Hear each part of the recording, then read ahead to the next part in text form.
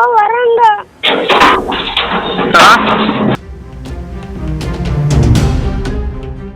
Police, நான் police கூட்டிட்டு வந்துட்டு இருக்கிறேன்ப்பா. அங்கே இருப்பா, அங்கே இருக்க சொல்லு அவங்கள எல்லாரையும்.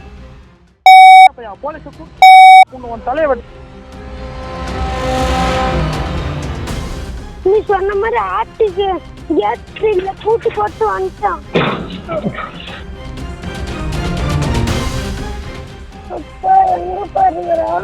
இதோ வந்துட்டு இருக்கேன்ப்பா. நீ எங்க இருக்க? அவங்க போயிட்டாங்களா, இருக்கிறாங்களாப்பா? ஏன்பா? வீடெல்லாம் உடஞ்சிருச்சுப்பா. வீடுலாம் உடஞ்சிருக்கா? கட்டெல்லாம் தூக்கி போட்டு தகரெல்லாம் சாஞ்சிட்டு இருக்குது. சரிப்பா, வரேன். சரி, வந்துட்டு இருக்கிறேன்ப்பா, நீ பயப்படாத. போலீஸ் வந்துட்டு இருக்காங்க, வந்துடுறாங்க. அப்பா வராங்க. ஹலோ, சொல்லுங்கண்ணா.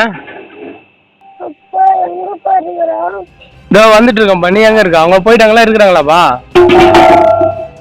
போயிட்டாங்க. போகலையா? உன்னை அடிக்கிறாங்களா?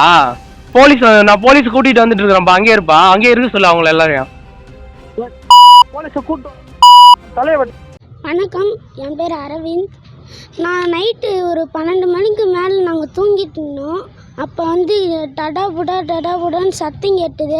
நாங்கள் காட்டுக்கொட்டைக்கு போனோம். அங்கே கட்டெல்லாம் தூக்கி போட்டு உடச்சி நல்லா போட்டு வச்சுக்கிறாங்க. தகரம்லாம் அப்படியே சாஞ்சிட்டுக்குது. எல்லாமே பண்ணிட்டு நாங்கள் அங்கே குடிச்சிட்டு கஞ்சா பாதையில் இருந்துட்டு எங்கள் சித்தப்பாவை சட்டையை பிடிச்சிட்டு, எதுக்குடா இங்கே வந்தீங்க, உங்களுக்கு நான் தானே வேணும், எது வீட்டெலாம் உடச்சிதுன்னு கேட்கும் போது அவங்க கஞ்சா பாதையில் நல்லா அடித்து நல்லா உடச்சிட்டாங்க. அப்புறமேட்டு ஒரு ஒல்லியாக இருக்கிற ஒரு அண்ணா வந்து என்னை பார்த்து வந்து ஃபோனில் என்னடா பண்ணுற அப்படின்னு, ரெக்கார்ட் பண்ணிட்டு இருக்கிறியாடா அப்படின்னு என்னை துரத்தி அடிக்க வந்தாங்க. நான் ஓடிக்கிட்டே இருந்தேன்.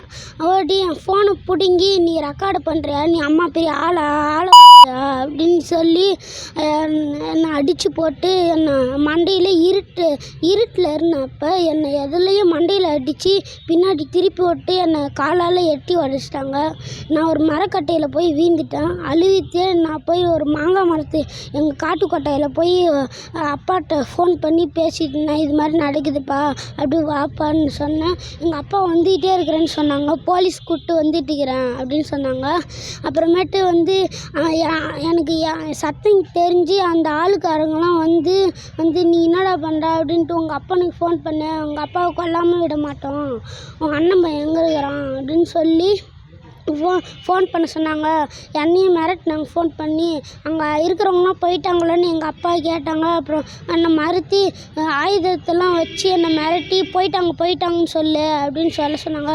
அப்போ நானும் அப்படியே ஆக்ஷன் கொடுத்து அப்பா திசை தரப்புற மாதிரி, அப்பா போயிட்டாங்கப்பா அழுகிற மாதிரி சொன்னேன்.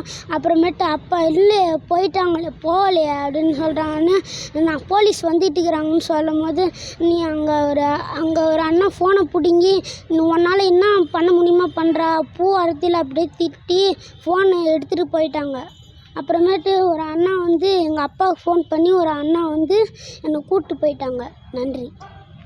செய்திகளை உடனுக்குடன் தெரிந்து கொள்ள கீழ்கண்ட கேபிள் மற்றும் டிடிஹெச் நெட்வொர்க்குகளில் எம்நாடு செய்தி தொலைக்காட்சியை காணுங்கள்.